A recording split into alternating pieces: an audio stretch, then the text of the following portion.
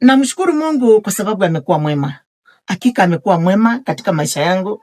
Amekuwa akiniongoza na amekuwa akinifundisha mambo mengi. Na siku ya leo nataka tuzungumze kuhusu Peter wa kwanza, mlango ni wa 2 mstari wa 24.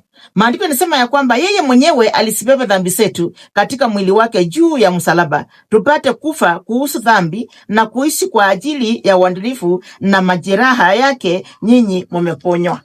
Angalia wewe sasa uko na majeraha. Uko na majirani kwa sababu ya matatizo. Uko na majirani kwa sababu ya ule mwofu. Kumbuka Yesu Kristo alibeba dhambi zetu pamoja nao majeraha, na ndipo sababu chitu naambiwa na majeraha yetu imeponywa. Ni nini ambaye umejeruhiwa? Ni nini ambaye nakufanya unaona ni kama Mungu hayuko karibu? Ni nini ambaye unaona ni kama uko mbali na Mungu? Hapana. Umeponywa majeraha, ndugu yangu, dada yangu. Amen and amen. Sayuni TV, neno la Bwana.